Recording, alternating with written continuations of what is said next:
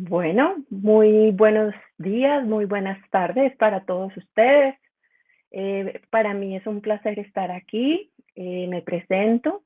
Mi nombre es María Isabela Grenier. Yo soy psicóloga y digo que soy educadora también de corazón. Mi formación primaria siempre ha sido pues en psicología, pero mi pasión siempre ha sido la educación. Y me he dedicado precisamente a combinar esos dos espacios a través de mi vida profesional en diferentes ámbitos y en diferentes contextos con diferentes poblaciones. Y hoy pues estoy aquí para contarles un poco acerca de lo que estamos haciendo en la estrategia de Aprendamos Siempre, en donde queremos empezar a hablar con ustedes, queremos empezar a hablar sobre dos temas importantes, pero hoy nos vamos a centrar principalmente sobre la educación socioemocional en el mundo digital. Entonces, esa es como la característica o la invitación que estamos haciendo en este primer día. Y vamos a empezar hablando un poco, entonces, ya entrando en materia, de que estamos pues con la característica que cada generación plantea nuevos retos educativos derivados del momento y del contexto histórico un poco que le ha tocado vivir, ¿no? Entonces, a diferencia de otras generaciones, esta generación eh, llega a partir de después del ingreso del Internet, más o menos, con unos jóvenes, con unos niños que se les da el nombre de nativos digitales, porque pues ingresan al mundo con una realidad no solamente presencial, sino una realidad también virtual que los empieza como a construir.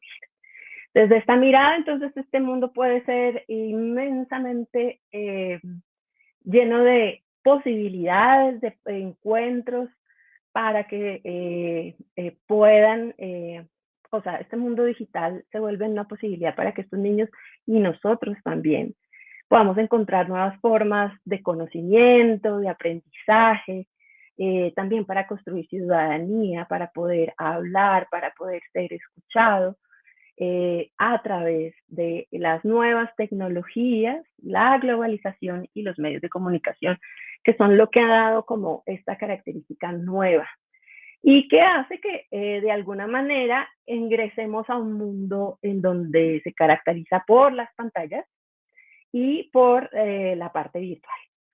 Eso nos hace colocarnos en una situación bastante interesante y es que es un mundo también que va muy rápido. Es un mundo, si ustedes se fijan, más o menos desde los 80 para acá, bueno, más o menos no, desde los 50 para acá, ha habido un cambio trascendental, o sea, todos los cambios tecnológicos arrancamos con el teléfono, después pasamos a las computadoras, de las computadoras pasamos a los celulares, bueno, del computador nos abrió al internet, y esto nos ha traído una cantidad de cosas, pero que a veces nos impide entender muy bien qué está pasando. Primero, para las generaciones que no somos nativos digitales, un poco, que somos más bien unos migrantes digitales, que nacimos inscritos bajo otros códigos, bajo otras características, bajo otras miradas, y estas nuevas generaciones que también, a pesar de que son muy hábiles en el manejo de las nuevas tecnologías, se encuentran con un mundo o entran a un mundo donde la virtualidad es como la característica, pero que tampoco pues no saben cómo manejarlo, o sea, no son expertos para manejarlo. Están, la virtualidad los está formando, los está construyendo, pero no saben cómo y nosotros tampoco. Nosotros, esa es una de las características que está pasando. Entonces, eso no nos, o sea, han sido tan rápidos, nos han inscrito en tantas cosas nuevas que ni ellos ni nosotros entendemos muy bien qué está pasando. Nosotros por desconocimiento, porque estamos inscritos en otro mundo y ellos porque están entrando en un mundo que, pues, con el que se relacionan desde pequeños, pero en los que, pues como no pueden ser acompañados por nosotros para entender qué está pasando, pues de alguna manera también están un poco perdidos.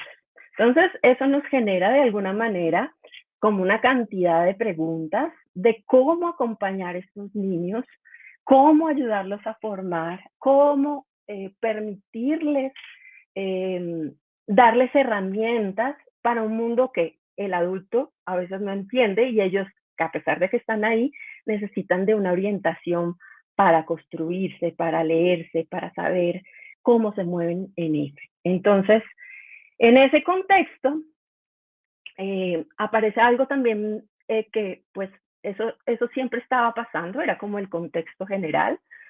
Sabíamos que se estaban dando grandes cambios, que estaban pasando situaciones que estaban cambiando nuestra forma de ver, de relacionarnos con el mundo, que ya no era un mundo solamente presencial, sino también a un mundo virtual, desde donde nos estamos leyendo, desde donde nos estamos construyendo, pero a pesar de que eso estaba pasando y que siempre nos estaban diciendo que la educación tenía que entrar en ese contexto, que no podíamos olvidarlo, que pues siempre seguimos como ahí.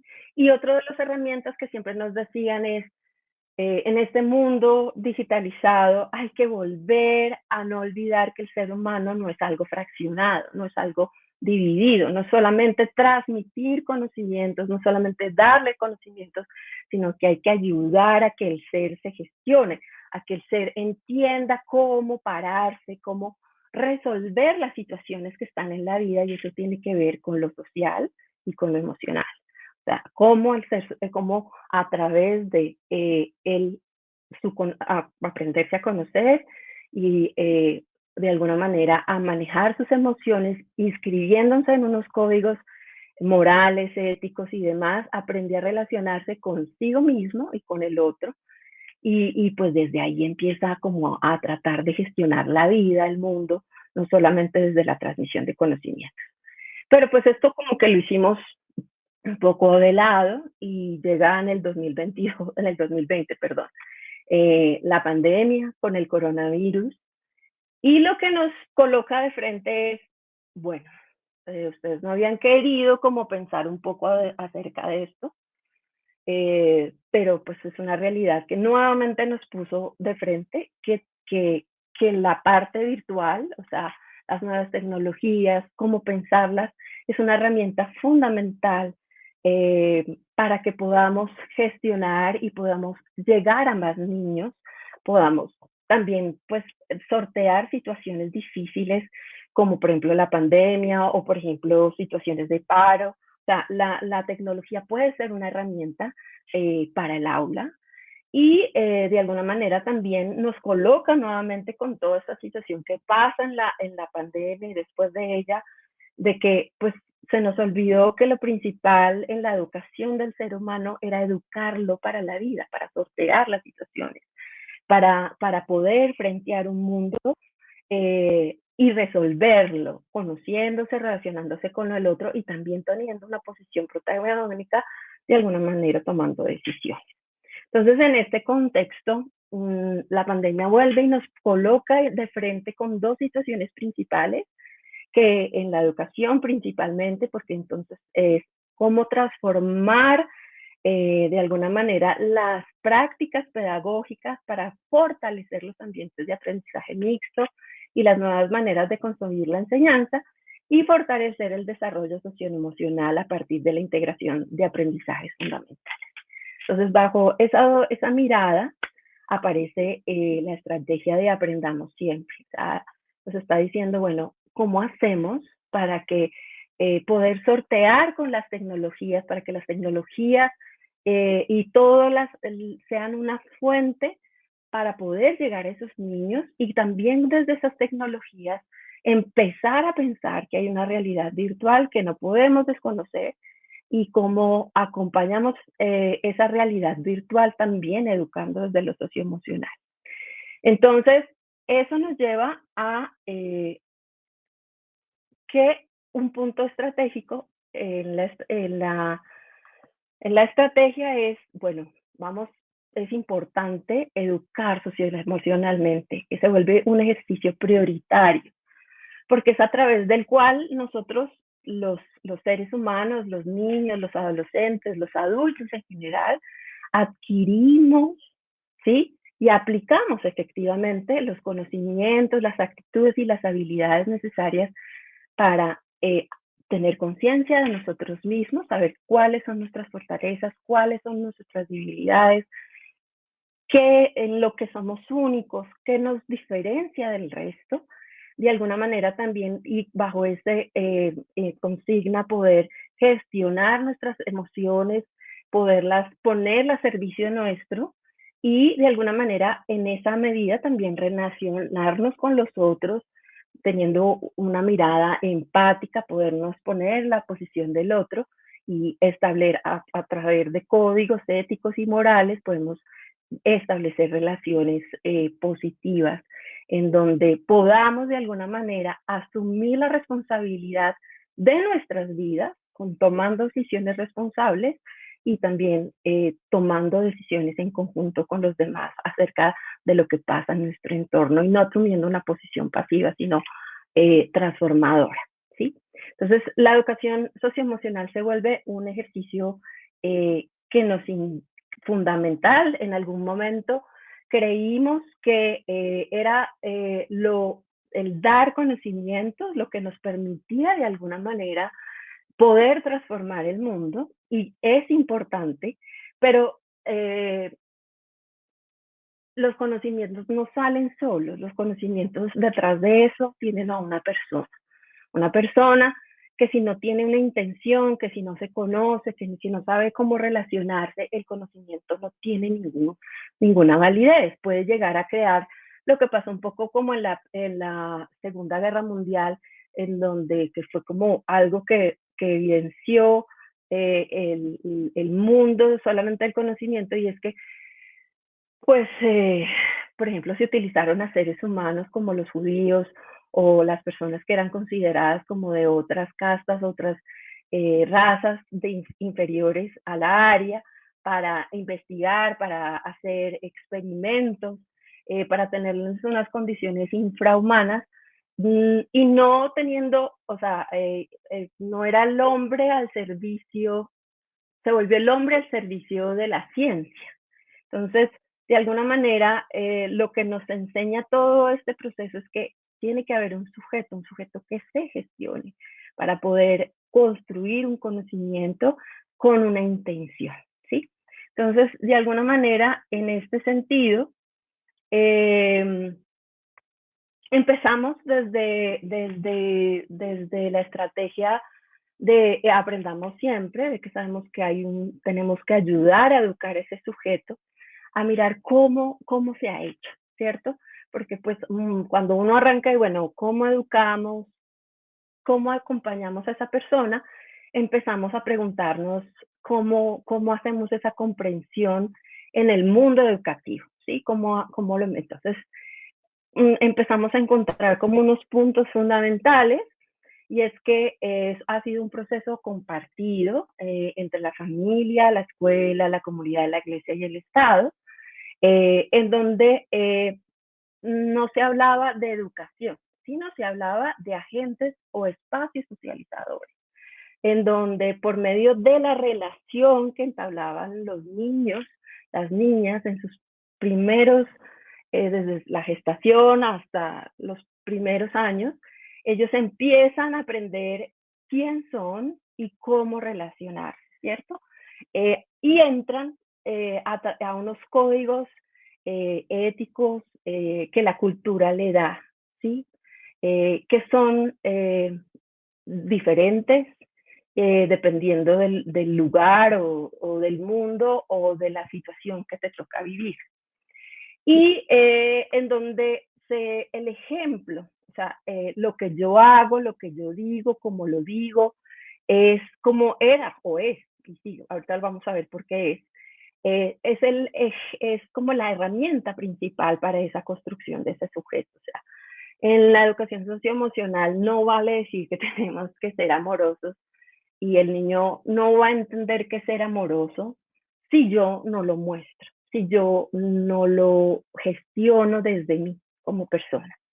sea, el niño a través de los ojos del adulto va comprendiendo a través de cómo se relaciona con él, a través de cómo eh, eh, habla con él, a través de cómo copia los comportamientos de ese papá o de esa mamá o de esos adultos significativos. Entonces, se va, pues, va construyendo, ¿cierto? Y es otra de las características que teníamos, es que no era muy consciente de la situación. O sea, cuando pensábamos en esa, cómo se educaba socioemocionalmente, muchas veces para tanto las personas que estaban en el mundo de la educación, como para los padres de familia, como para los diferentes contextos, es que pues sabíamos que teníamos un papel principal como sujetos, que sabíamos que formábamos, pero no teníamos muy claro cómo lo hacíamos, ¿sí? Porque pues a veces no entendemos que es a través de las relaciones, a través de nosotros, que el sujeto se forma. Entonces, lo que pasaba muchas veces con eso es que pues lo que hacíamos era como reproducir de una generación a otro patrones de comportamiento. Entonces decíamos, ¿pero por qué seguimos tan violentos? ¿Que por qué seguimos? Porque pues lo que hacíamos es que no, a veces no éramos, como no éramos muy conscientes, pues lo que yo aprendí, por ejemplo, si a mí me enseñaron que la letra con sangre entra, pues yo la repito, porque pues así me enseñaron, yo no sufro, vivo bien así, no me ha traumatizado, o por ejemplo cuando los papás dicen, pues es que a mí me enseñaron con correa y eso no me traumatizó. Entonces pues repetimos eso porque pues fue la manera como no lo enseñaron y así lo transmitimos. Entonces pues eso generaba de alguna manera que pues siguieran reproduciéndose muchas cosas. Y en la escuela se sabía, se hablaba de que era un tema prioritario, siempre se decía que era muy importante no solo transmitir conocimiento, sino el formar un sujeto integral, el formar una persona, pero pasaba que a pesar de que teníamos esta intención, como estábamos metidos dentro de una mirada muy de asignatura, de transmitir conocimientos, eso se pasaba generalmente entonces a formar cátedras o a formar como espacios dentro del currículo para poder transmitir esa información, pero era transmisión, sin darse cuenta que nosotros estábamos formando en el aula lo socioemocional en la relación con el estudiante. Entonces, y también pues otra de las características que tomabas, que pues por ejemplo se hacían el día de los valores, el día de las emociones, el día de, o por ejemplo en la época sobre educar la sexualidad, educar bueno, se hicieron como cátedras. Entonces, de alguna manera, esto fue como la característica de lo que primó en algún momento, pero entonces vamos a hablar un poco sobre ese mundo digital, ¿cierto? Pues cuando empezamos como a preguntarnos también, o sea, en la estrategia un poco de aprendamos siempre es, listo, eso era como lo que estaba pasando, eso era cómo se educaba. Ahora pensémoslo de cómo el mundo digital empieza, porque ya lo habíamos dicho al principio de esta conversación, que el mundo digital empieza a hacer unas transformaciones. Entonces, nos empezamos a adentrar, a preguntarnos, bueno, ¿y cómo hace? ¿Y qué transformaciones tiene? Esto es un mar gigante, porque las transformaciones que ha hecho el mundo digital, como lo decíamos al principio, son grandísimas, ha cambiado todo, nuestra forma de interactuar, nuestra forma de entendernos, nuestra forma de hacer comercio, nuestra forma de todo, se puede decir. Y por eso a veces nos sobrepasa, a veces no lo logramos entender, porque estamos haciendo parte del cambio y eso es lo complicado. Y entonces, lo que nos trae es que, pero pues lo vamos a tratar de centrar en el mundo de lo social y de lo emocional, cómo lo social educa lo emocional. Y de alguna manera entonces entendemos hablábamos al principio, que por mucho tiempo, pues eso se le delegó a las familias, se le delegó a la escuela. También uno de los agentes socializadores era la religión en algún momento, eso ha ido como perdiendo fuerza. Y pues estaban toda la parte del Estado, que pues también pensaba esa educación y la gestionaba de alguna manera. Pero entonces este mundo de las nuevas tecnologías nos colocan que los medios tecnológicos y los medios de comunicación son un nuevo agente socializador, un nuevo lugar en donde el niño está construyendo y comprendiendo quiénes son y cómo relacionarse en ese mundo. ¿Sí? Entonces, eso genera una situación que los expertos llaman la realidad híbrida. La realidad híbrida es porque por primera vez en la historia tenemos dos realidades. Generalmente la historia antes de las nuevas tecnologías solamente se movía en lo que nosotros llamábamos lo presencial, lo real. Entonces, y eso tenía una característica, es que nosotros nos movíamos en algo que eran las circunstancias. Las circunstancias tienen que ver con las cosas que no elegimos, por ejemplo, haber nacido en una familia característica, por ejemplo, yo ser colombiana me da unas características, por ejemplo, tener los papás que tengo, tener la historia, bueno, es como lo que hay algo que nos dice y que no podemos elegir, ¿sí? No lo podemos elegir. Y también tiene que ver con las situaciones, entonces tiene que ver con que eso, me van pasando cosas a lo largo de la vida, ¿cierto? Que generan una manera de entender el mundo y que son mías, pero que también puede haber otras circunstancias, otras personas, otros sujetos eh, que no se están moviendo bajo esas mismas situaciones y que van construyendo otros sentidos, otras maneras de ver, otras maneras de gestionar. Será como el mundo real. Desde ahí nos aprendemos a leer, desde ahí nos aprendíamos a mover, ¿cierto? Pero resulta que llega la virtualidad, lo virtual, y pasa que nuestras identidades, nuestras realidades eh, se pueden fabricar, ¿sí? Se pueden controlar. A diferencia del mundo real, bueno, el mundo real, y eso ya es una palabra que no se puede utilizar, tiene que ver del mundo presencial.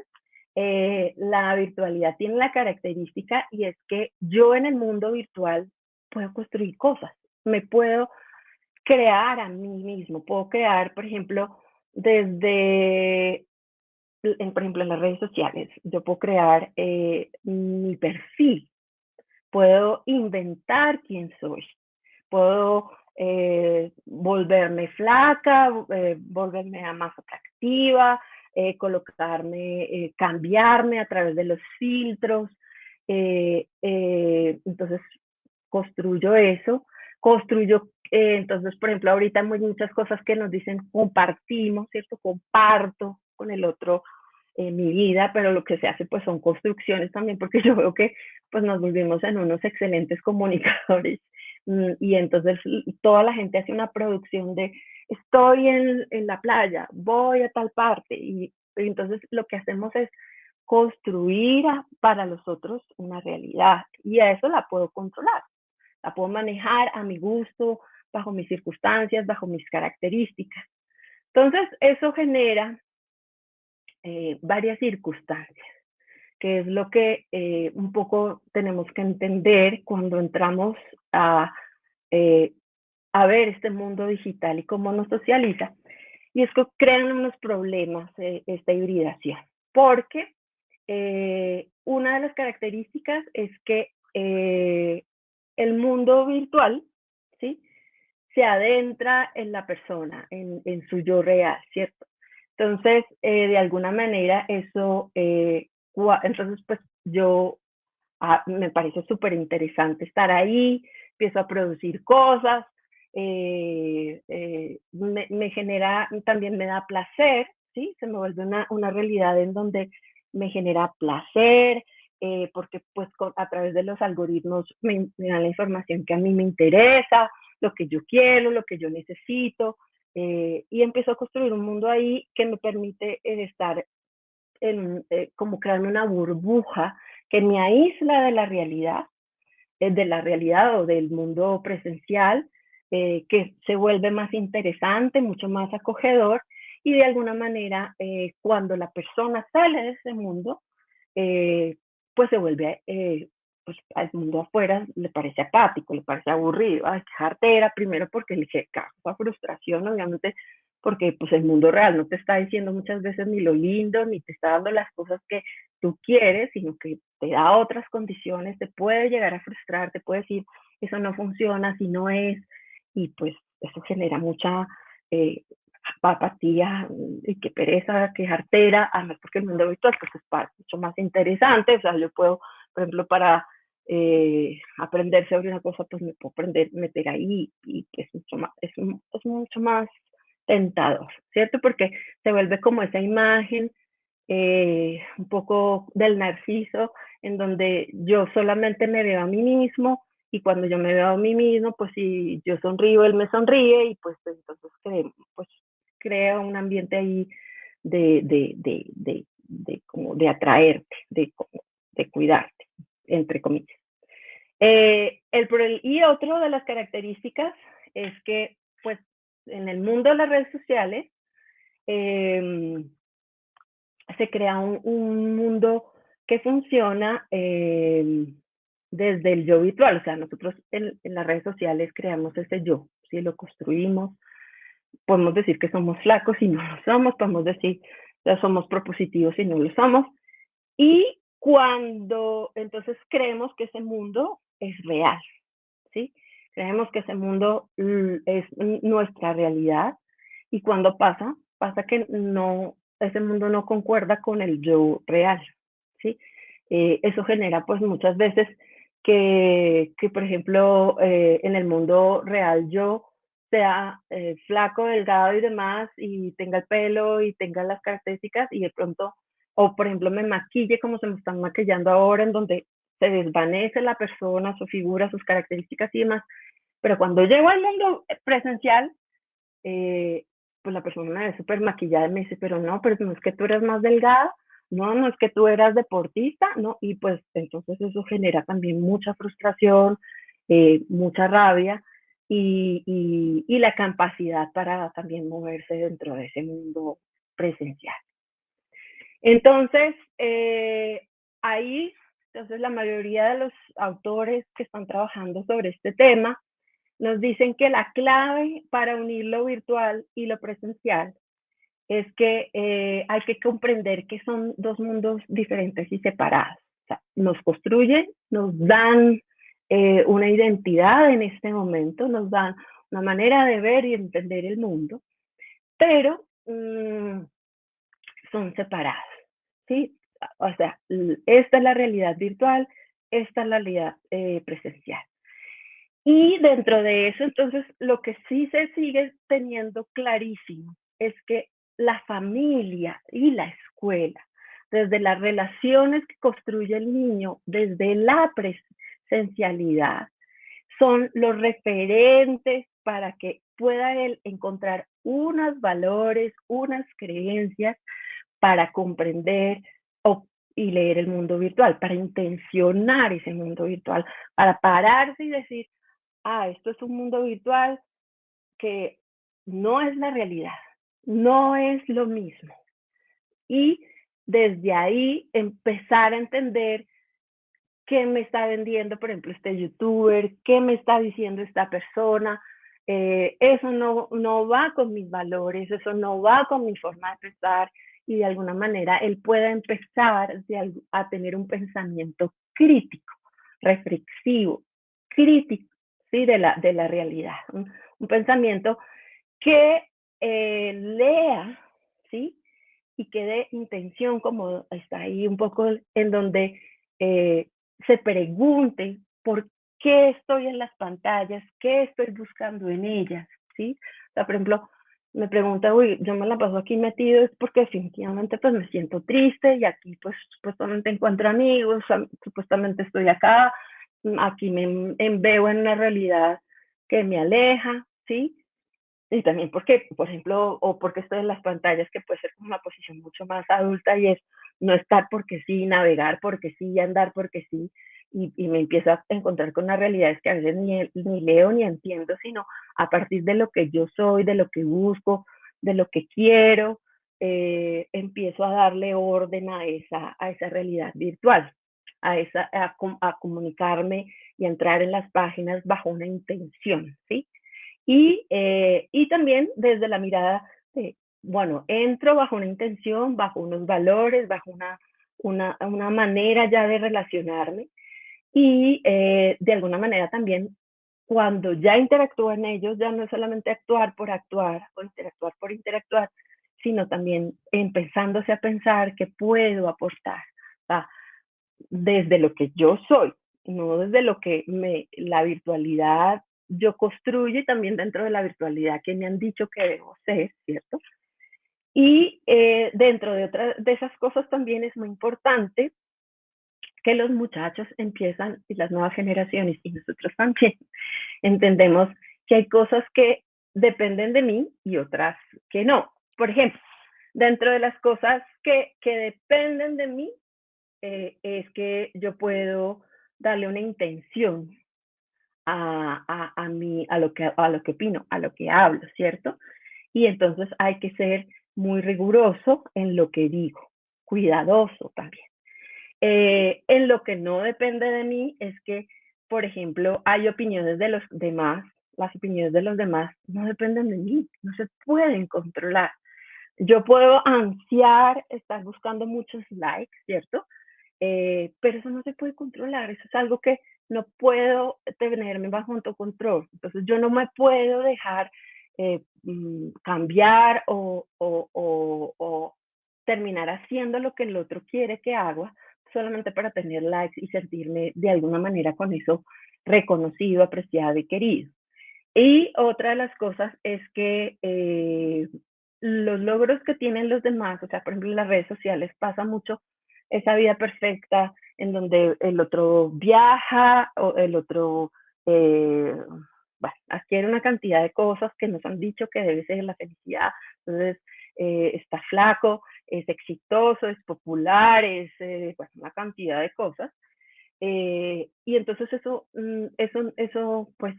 no depende de mí, lo que le pasa al otro no depende de mí. Sí, lo que sí puede llegar a pasar es lo que yo, como sujeto, construyo. Entonces, lo que puedo generar es una admiración, es tratar de entender cómo llega esa persona y cómo, sin convertirme en el otro, porque el ejercicio no es convertirse en el otro, sino siendo yo, qué puedo tomar para que mi vida tenga un significado y para que mi vida pues se vuelva interesante y para que mi vida se vuelva eh, algo que para mí sea satisfactorio, no para el otro, sino para mí. Entonces, ¿Qué nos pasa bajo lo que habíamos hablado anteriormente? ¿Qué nos dice todo este contexto? Todo lo que hemos hablado hasta el momento. Creo que lo que nos invita es a hacer un pare, ¿sí? Y a entender cómo vamos a educar a estos niños y niñas en el contexto que se mueve dentro de lo virtual y lo presencial. Y en ese ejercicio, pues lo que entendemos es que todo se cambia, se transforma rápidamente y que pues necesitamos empezarlo a entender. Era una realidad que sabíamos que estaba presente, que sabíamos que se construía, que nos estaba dando significados en todos los contextos, pero que no entendemos todavía muy bien cómo nos pega, cómo sí, cómo nos transforma. Entonces, la forma de hacerlo es, primero que todo, como dice aquí un poco Esquilia, es, eso debería ser entonces llegar a un punto para empezar a navegar con un norte, ¿sí? Y cómo se empieza a navegar con un norte también, buscando un poco el símil dentro de la realidad virtual, y es generando conversaciones, conversaciones entre todos los actores que estamos ayudando a que estas nuevas generaciones eh, ingresen a ese mundo también virtual desde una manera humana, desde una manera ética, desde una manera en donde ellos se puedan pensar y leer críticamente. Entonces, como dice Skiller, un poco es de alguna manera es el acto del gesto del acto de educar, que es recibir al otro sin cuestiones, sin preguntas, sin sospechas y sobre todo sin juzgar, para entablar una conversación a propósito de qué haremos con el mundo y con nuestras vidas. Cuando empezamos a pensar sobre lo socioemocional, algo que se pone sobre la mesa es que tenemos que pensar sobre eh, qué tipo de persona, qué tipo de sujeto debemos formar.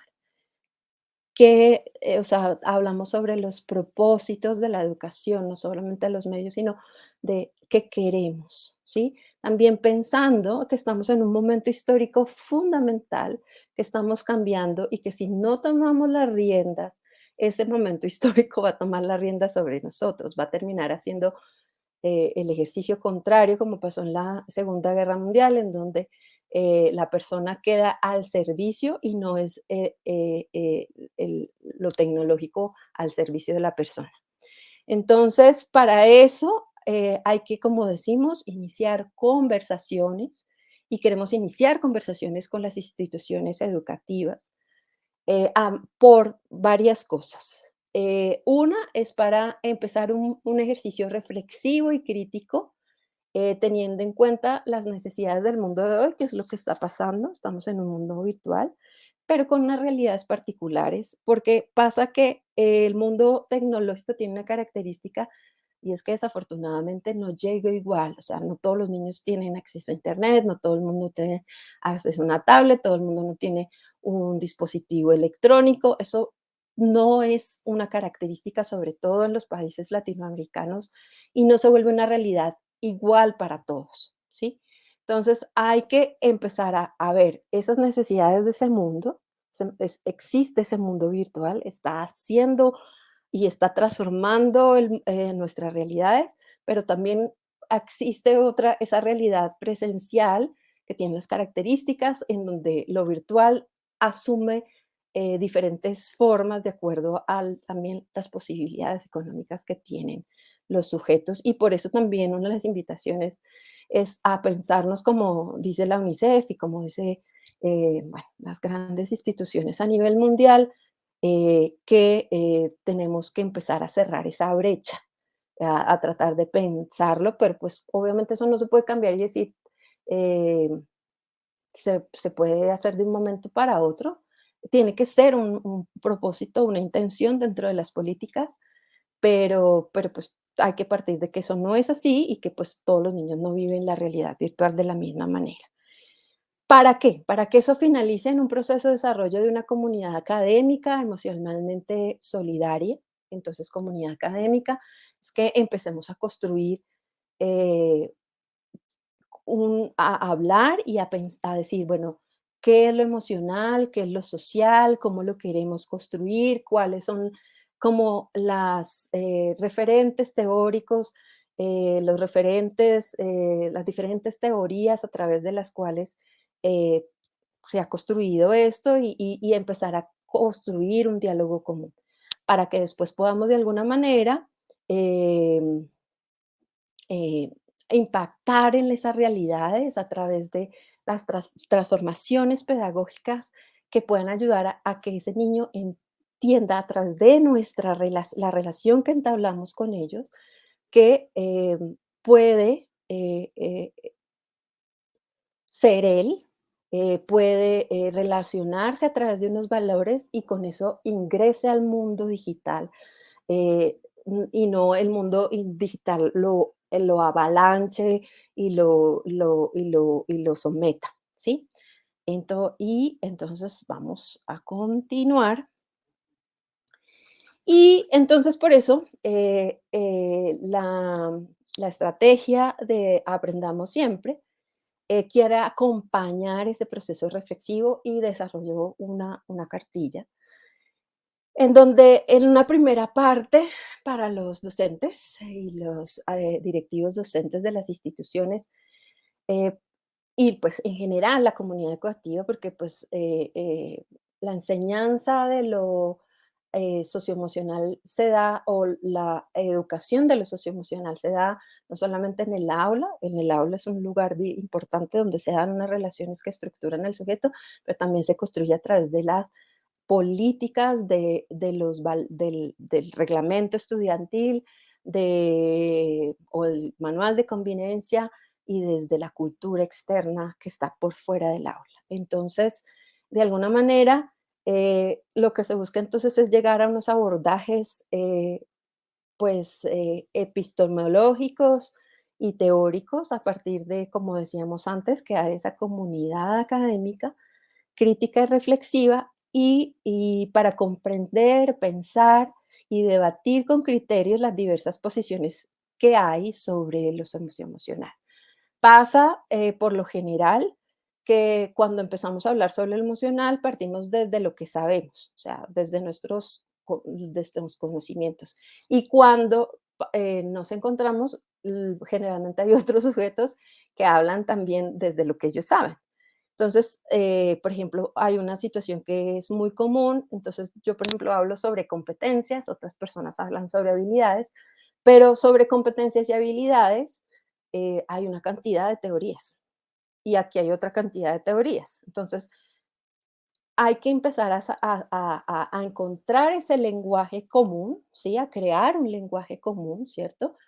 Para después empezar a hacer un debate crítico y constructivo de lo que queremos educar y cómo educar y cómo traducirlo a las realidades particulares de cada institución educativa, creando propuestas pedagógicas y didácticas que impacten esa realidad de esos estudiantes. Entonces, en la primera parte de la cartilla, lo que hacemos es como colocar esos lugares en donde tenemos que dar esos debates, pero no solamente en el mundo presencial, sino también teniendo esa realidad presente virtual, en la cual nos movemos y nos construye. Entonces, tomamos como para iniciar esos debates con ustedes, en donde no damos por hecho que sea una o mejor ninguna que otra, sino que pues hay que darlos y tienen que ver sobre las diferentes teorías sobre emoción, ¿sí? Que tiene que ver con el desarrollo emocional, las que hablan sobre la parte cognitiva, las no cognitivas, qué dicen, qué no dicen, cómo se construye el sujeto ahí. Eh, otro punto fundamental que creemos que hay que dar y que hay un debate y encontrar un lenguaje común es el de las diferencias entre capacidades y habilidades en el desarrollo emocional.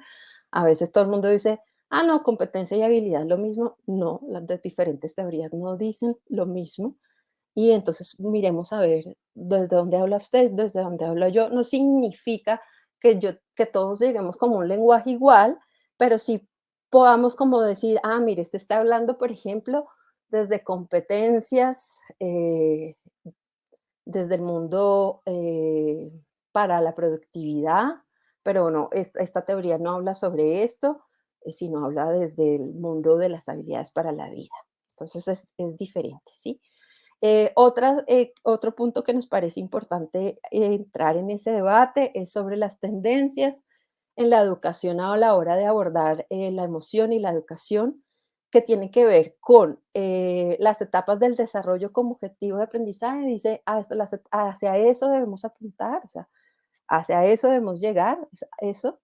Y la otra es como lo socioemocional como herramienta pedagógica y didáctica. El ejercicio es que cada uno, pues, hablemos, pensemos, debatamos, veamos las diferentes posturas y a partir de eso, cada uno de los sujetos, a partir de sus realidades y de lo que nos pide el mundo, las instituciones educativas empiecen a pensar qué es lo mejor para ellos y cómo llegar a esos niños para generar otro segundo punto que tiene que ver con la construcción de una comunidad en donde el niño realmente aprenda a gestionarse como ser humano.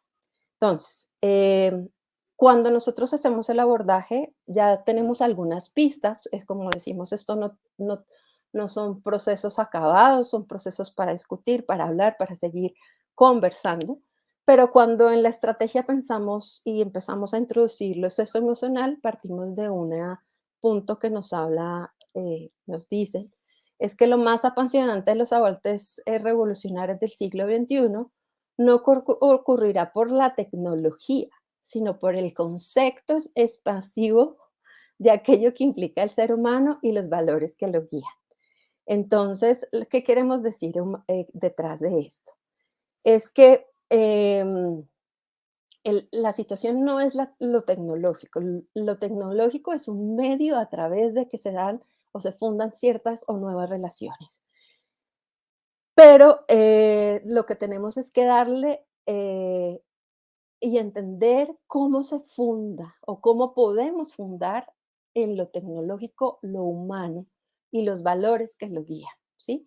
Entonces eso nos pone en una posición en donde creemos que hay que hablar sobre educación, no hablar sobre desarrollo o socialización, sino educación, porque cuando hablamos de educación ponemos unos objetivos que queremos y unos medios, y cómo esos medios nos logran, o sea, llegar a esos objetivos. No es algo que se deje al azar, que se deje de manera inconsciente, sino que se maneja dentro de un propósito, un para qué, un por qué y un cómo, ¿cierto? Otra de las características es que se debe pensar en qué enseñar, pero no desde contenido, sino que se aprende aplicando en contextos. O sea, el niño no va a aprender yo diciéndolo, es que tú tienes que ser participativo, es que tú tienes que ser amoroso, es que tú tienes de ser una manera. El niño no lo va a entender así, sino a partir de la relación que entabla conmigo como familia, como maestro, como sujeto en general.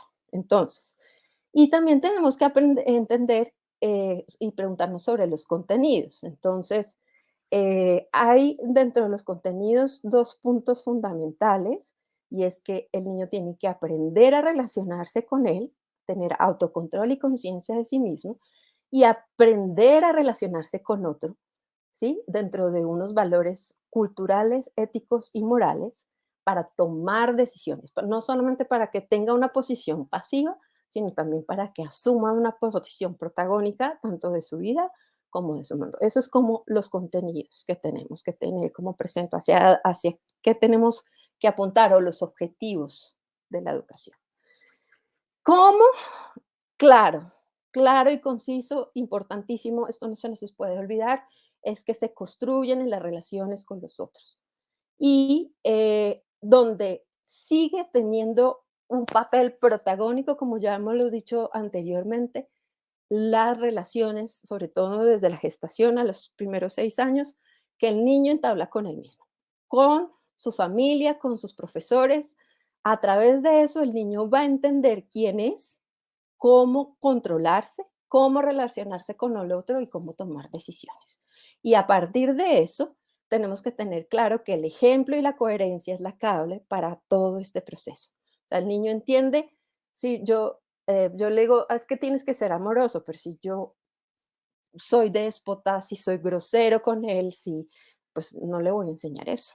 Solamente a través de lo que yo soy y hago, el niño entiende y se construye. Entonces hay que ser muy conscientes de ese proceso para que podamos eh, gestionar esa educación socioemocional. Y entonces eso nos invita a padres, cuidadores, maestros, a que hagan un ejercicio reflexivo de conciencia acerca de ellos mismos, en cómo son y cómo se relacionan para poder impactar y educar a sus estudiantes socioemocionalmente, ¿sí? Eso es clave, creo que no se nos puede, porque de ahí lo que nos están diciendo es que podemos llegar a intencionar, o sea, si el niño sabe, hay unos valores, se entiende, se comprende, tiene unas buenas relaciones, puede gestionar eso también en el mundo tecnológico y entender que son dos realidades distintas y puedo entender que detrás de eso hay pues cuando hay una intención al intentar una página, por ejemplo, me están tratando de vender esto, me están tratando de esto, esto tiene un propósito formativo. Puedo diferenciar cosas. Y otra de las características, otras de las apuestas y que entendemos y que hemos entendido desde la estrategia es que las nuevas tecnologías son vistas como medios potenciales o peligros dependiendo de la intención.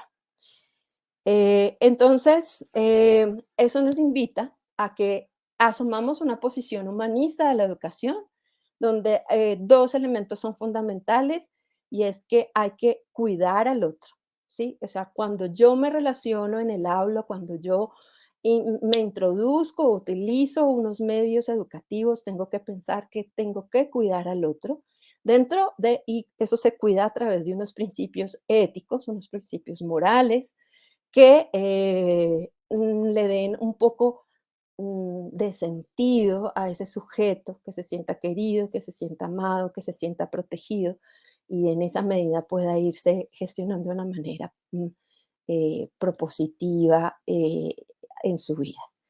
Y desarrollar la capacidad también reflexiva de todos, educar en la mirada para volverla crítica y propositiva, porque de alguna manera para poder navegar en este mundo, si no estamos atentos a no tragar todo por entero y a dejar que todo pase, sino bueno, ¿quién soy yo? ¿Qué es lo que me gusta? ¿Para dónde voy?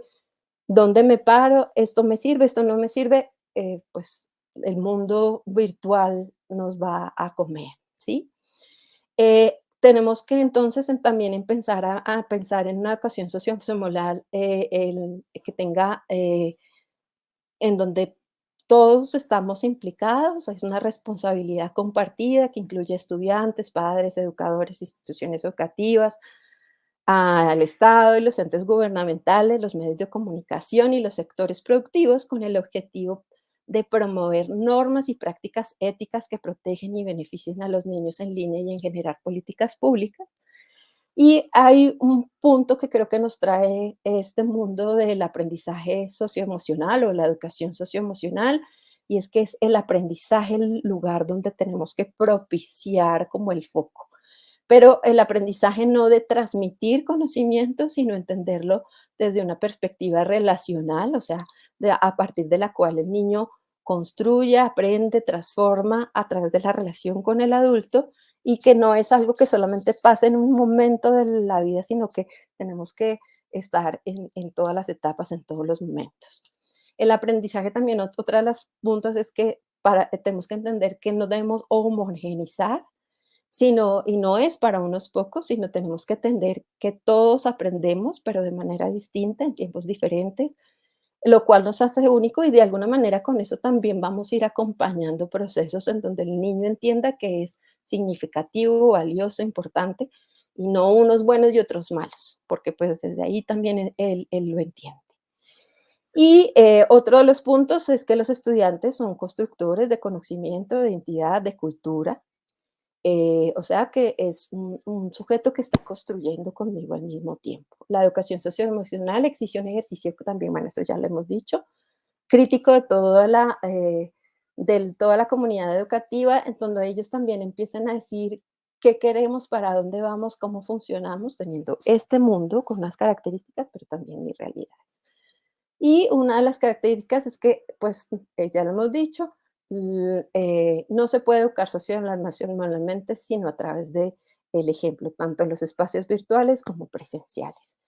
Y que los escenarios vitales, más que habilidades o competencias para pensar, lo que tenemos es que buscar son escenarios donde las personas puedan ponerse para poder decidir, pensarse, reflexionarse y relacionarse con los otros. En eso, entonces, vamos en la última parte de la cartilla, uno de los puntos que queremos como aportar es como darle unas herramientas para que el maestro pueda encontrar formas pedagógicas y didácticas para acompañar socioemocionalmente a los niños los modelos híbridos de educación. Entonces, aquí el punto fundamental vuelve es tratar de que ese niño, a través de mis interacciones, tanto virtuales como presenciales, pueda pensarse, pueda reflexionarse, pueda conocerse, pueda, y eso se da a través de eh, puntos fundamentales como son el diálogo, la autoridad, la norma, eh, cómo me relaciono con ellos. Entonces, dentro de lo que hemos descubierto es que está la evaluación formativa y formadora, porque de alguna manera permite al niño irle dando, formativa, porque le va dando información al niño acerca de qué, quién es, cómo aprende, eh, en qué puede mejorar, o sea, ayudar a crear esa posición reflexiva, ¿cierto? Y de alguna manera también desde ahí darle herramientas para formarse, construirse, no solamente desde la parte intelectual, sino desde la parte personal. Otro punto importante es también el lenguaje. El lenguaje entonces tiene como una herramienta para la educación socioemocional, porque a través de él, o sea, por ejemplo, cuando yo le digo a un niño es que usted no sirve, usted no puede, usted no lo logra, usted, pues de alguna manera ya lo estoy enmarcando, le estoy diciendo qué puede y qué no puede hacer, y con eso estoy construyendo un sujeto eh, dentro que pues tiene una manera de verse y de valorarse. Otro de los puntos importantes es el diseño universal de aprendizaje. El diseño universal de aprendizaje nos habla de que no debemos homogeneizar, debemos pensar en un sujeto. O sea, la educación no es para que los niños sean como nosotros queremos, sino para acompañar a ese niño en su diversidad, en sus características, para potenciarlo, para enseñarle que es único. Entonces, esto es, pues el diseño universal de aprendizaje nos da eso. Y otro de los puntos es el aprendizaje experiencial, en donde, pues, de alguna manera, nos permite como esos lugares que, permiten al niño no solamente aprender en los conocimientos que necesita para relacionarse con el mundo, sino también ponerlos en práctica en el mundo. Eso es un poco como, lo que se desarrolla en la cartilla, lo que queremos que, pues, ustedes, empiecen a conversar con nosotros, porque lo que queremos desde la estrategia de Aprendamos siempre es empezar a construir con ustedes. Creemos que ustedes son pares fundamentales, tienen unos conocimientos súper valiosos desde la realidad, desde los conocimientos que les dan sus niños y su mundo particular.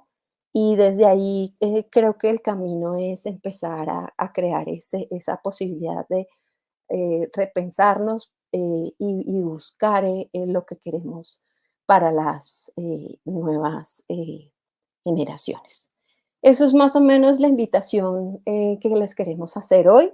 Esperamos que pues lo que hoy compartimos con ustedes les sea útil y pues la invitación es que pues puedan tener acceso a esta cartilla, a las cartillas que hemos diseñado, son tres, una para padres, una para ustedes como docentes y directivos docentes y otra para los estudiantes para ayudar a construir en este mundo virtual un sujeto crítico y reflexivo pensando qué es lo que quiere y para dónde va. Muchísimas gracias y que tengan una buena tarde o un buen día.